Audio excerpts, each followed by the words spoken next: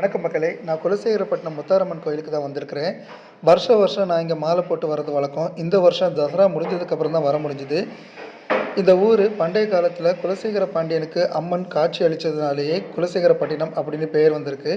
இங்கே இருக்கிற முத்தாரம்மன் சுயம்புவாக உருவானவங்க. ஒரு நாள் ஒரு சிற்பியோட கனவுல வந்து தனக்கு இந்த மாதிரி உருவம் தான் வேணும் அப்படின்னு கேட்டுக்கிட்டதாகவும், அதன்படி இங்கே இருக்கிற முத்தாரம்மனும் சிவனும் ஒரே கல்லில் வீற்றி இருக்கிற மாதிரி வடிவமைச்சிருப்பாங்க.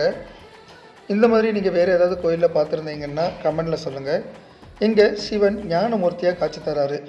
மண்டபத்தில் பேச்சியம்மன், கருப்பசாமி, பைரவர் வீழ்ச்சி இருக்கிறாங்க. இந்தியாவிலே மைசூருக்கு அப்புறமா தசரா ரொம்ப ஃபேமஸாக கொண்டாடப்படக்கூடியது இங்கே தான்.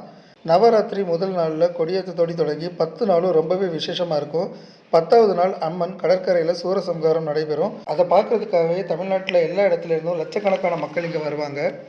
இந்த கோயிலோட சிறப்பு என்ன அப்படின்னா, அம்மன் முத்து, அதாவது பெரியம்மை, அம்மை போன்ற நோய்களை தீர்த்து வைக்கிறதுனால முத்தாரம்மன் அப்படின்னு சிறப்பு பெறுறாங்க.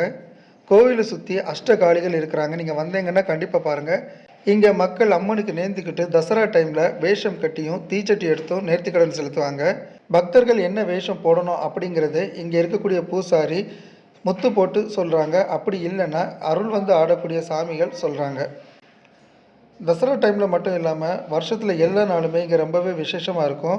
குறிப்பாக செலிப்ரிட்டிஸ், விஐபிஸ் கூட இந்த கோயிலை தேடி வர்றாங்க. அதனாலேயே வருஷம் இங்கே கூட்டம் ஏறிக்கிட்டே தான் போகுது.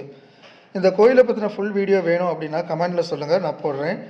மேலும் இந்த மாதிரி வீடியோக்களை பார்க்குறதுக்கு நம்மளுடைய சேனலை சப்ஸ்கிரைப் பண்ணுங்கள். பாய் மக்களே.